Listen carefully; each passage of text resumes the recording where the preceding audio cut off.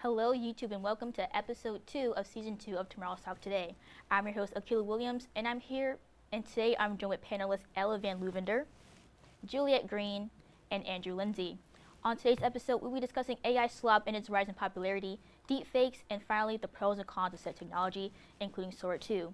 Our guests today have watched and analyzed a plethora of videos and written work on the topic, including YouTube breakdowns, scholarly articles, and NPR news packages. To begin our discussion, let's take a quick look at a clip from John Oliver about AI slop. It's basically the newest iteration of spam.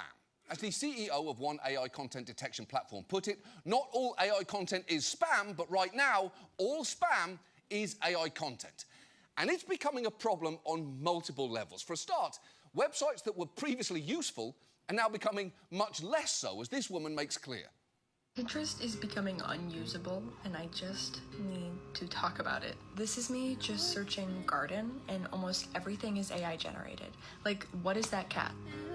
I keep scrolling, and you literally click on anything, and it's like, this is so obviously AI, and it's so frustrating. I want actual images. Pinterest used to be my favorite app and a place for people to share pictures they've taken and for other people to be inspired by those pictures, but now it is just exhausting and gives me a headache every time I try to use it.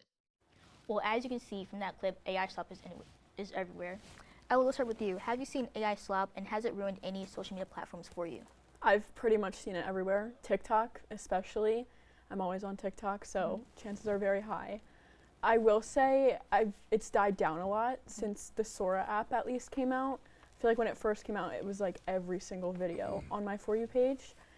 Instagram, I don't go on it that often, but when I do, I see a few AI videos there.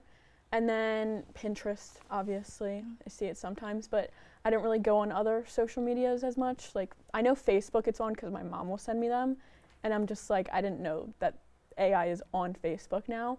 But as far as it ruining things for me, I don't think it has, because a lot of the time you can just say like not interested, or I like to refresh my page a lot, or just get off the app for a little bit to kind of reset and hope that when I get back on there's not as many AI videos. Right. Juliet, how about you? Yeah, I see AI slop on almost every platform, like Ella was saying. Mainly on Instagram Reels, like every other video is an AI slop video. I also see it on TikTok, and I've also noticed a lot of the TikTok creators themselves aren't actually people. They're people with that AI filter over them, and they make a lot of money off it, so I guess that's a good point for them. But as for ruining anything for me, it hasn't really ruined it, but it's made me use it less. Cool. Andrew? I think I see it primarily on Instagram Reels, because I use Instagram more than I use TikTok, and I wouldn't say it necessarily ruins anything for me, but if I could choose, I'd prefer to have real, live content creators instead of AI-generated content. I agree with you. I see it, luckily I don't see it as much anymore, but it was very prominently on TikTok. All the weird, I don't know, the weird videos with the cats and the human videos. I haven't seen it much on Instagram, obviously Facebook, because I feel like older people are more susceptible to sharing and liking that type of content. I mainly see it from my family and friends sending it to me, so that's nice. And I'm surprised Twitter isn't as much of a AI pusher, because Twitter is such an unserious platform to me. So yeah, it also really hasn't really deterred me from watching from any social media platform. So yeah. So what are your concerns about having AI on social media platforms? Juliet, let's start with you. One of my main concerns is I see these social media platforms kind of turning away from a place of connection and just sharing your life with one another, and it's kind of gone more towards entertainment, which I feel like is everything now, and when it's filled with AI slop, we have less room to connect with others. Andrew? I'm concerned with the fact that you can't trust anything that you see anymore, and I feel that when time goes on and in the future, that's just going to get worse and worse and harder to differentiate between what's real and what's fake, and that's what concerns me overall. Yeah. Lastly, Ella? I think I don't have too many concerns because I love the entertainment purposes for it, like the cat videos or the dog videos. They're so cute and like funny. Some of them are sad, I will admit. But if it's for entertainment purposes, like you can tell it's fake, I think that doesn't concern me at all. But when you bring in like people's faces and it kind of turns into like someone trying to be like this person, like whether it's an influencer or just a regular person, there are so many concerns with that because it could be used for like to get money out of someone or anything like that, and that's where I think the real concerns are. Yeah. I agree it can be very entertaining, stupid content, but I also want to see content by real people and support their work instead of a generated video from like a prompt you put into like a platform. So also the ethical concerns about stealing people's work. So I want to see that. So you all bring up some very good points about AI slop. So we have to take a quick break. So we'll be right back. So stay tuned.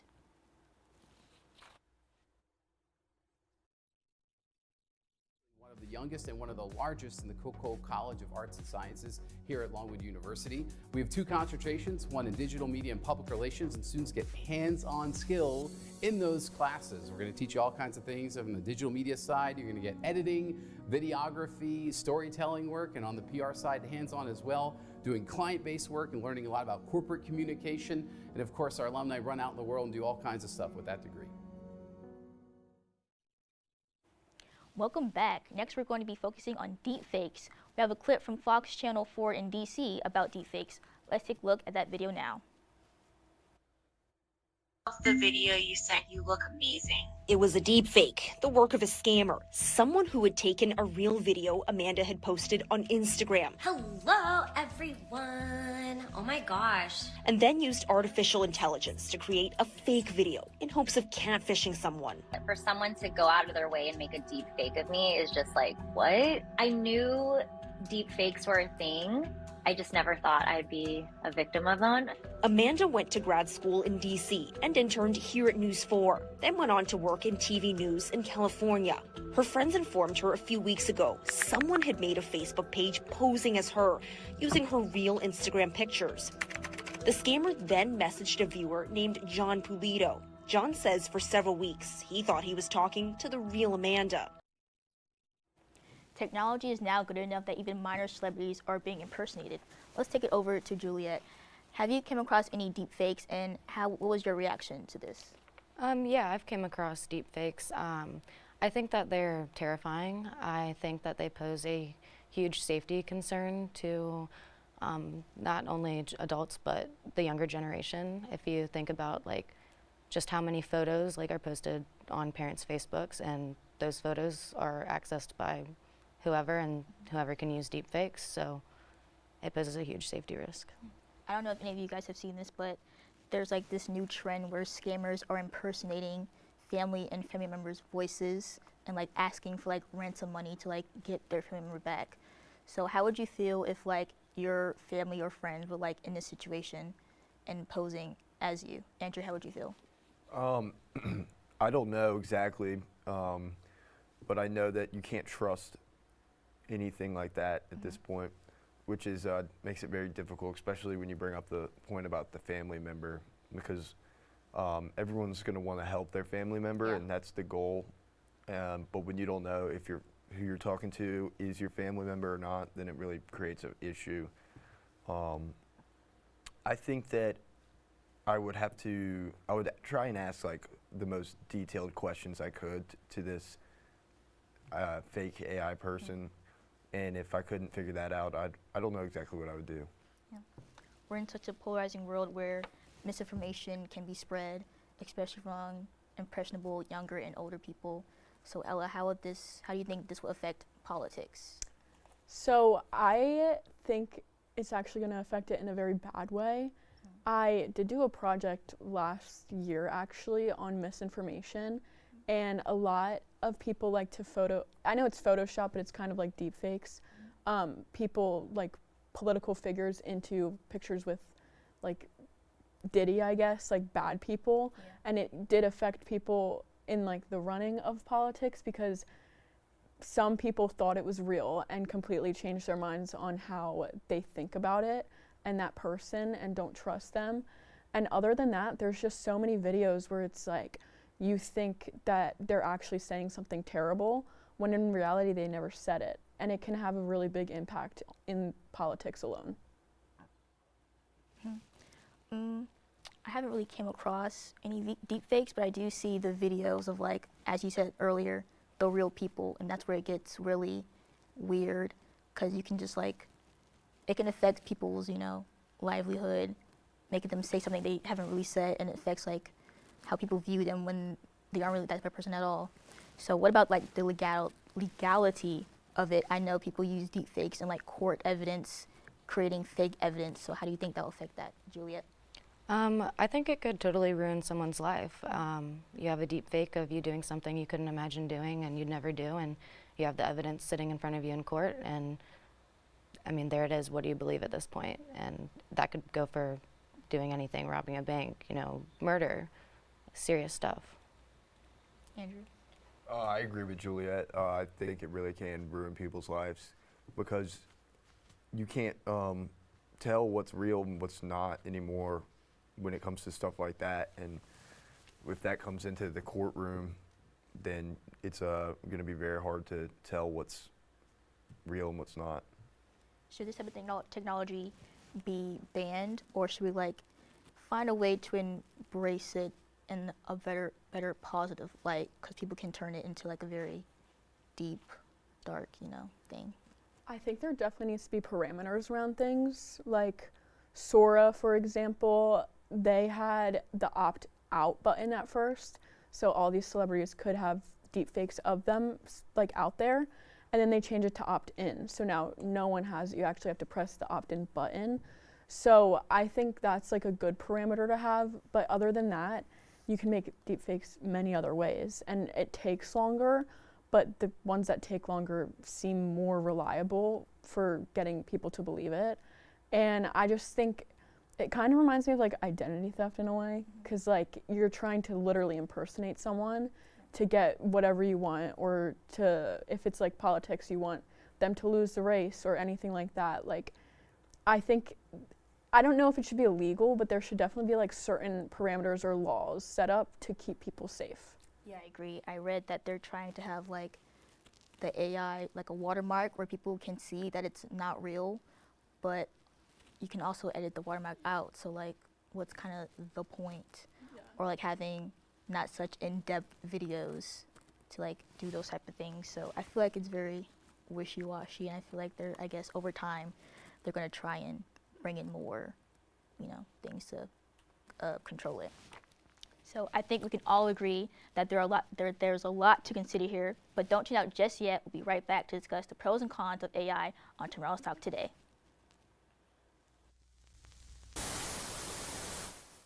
Do you need B-roll for that next comm class project? If so, we've got that B-roll. Are you not Ryan Fletcher and you haven't attended every event? We've got that B-roll. Are you not Cole Pello and haven't taken photos of every event? We've got that B-roll. Do you need shots of students eating pizza or getting their Starbucks? What about some building signs? We've got that B-roll. Do you need shots of students pressing buttons? What about doing the other things that look techie? We've got that B-roll. Do you need shots of fall on campus or students making random mugs? We've got that B-roll. Do you need a shot of Taylor Reilly IV being inaugurated as the president of Log1? No! That's not B-roll. That's too specific. Do you need random B-roll shots with the tripod left in the background? What you don't like about the tripod in the background? I just left it there and it was great. Next time you have a comm class project, remember, we've got that B-roll for the low, low price of $19.99. You can have access to all our library of B-roll. Call 434-395-2384 today. Thanks for sticking with us. To end our discussion today, let's take a look at a clip titled The Truth About Sora 2.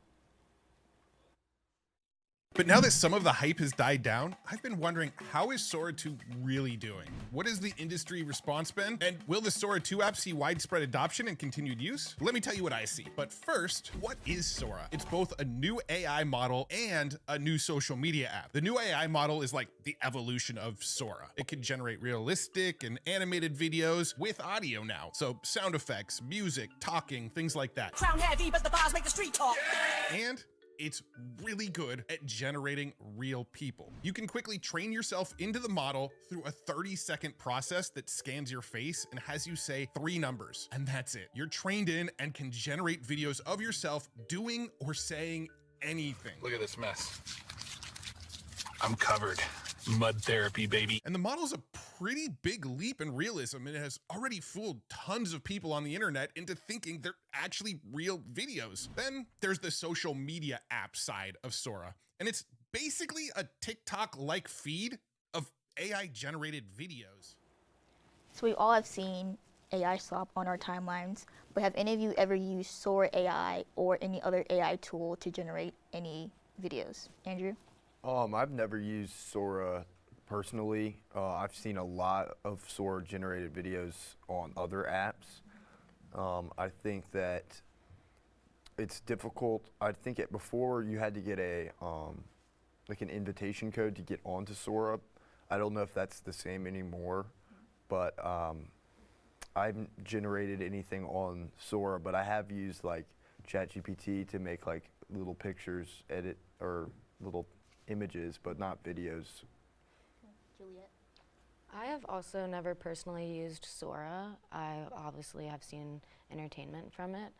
I do think it's interesting that it's kind of set up like the TikTok platform.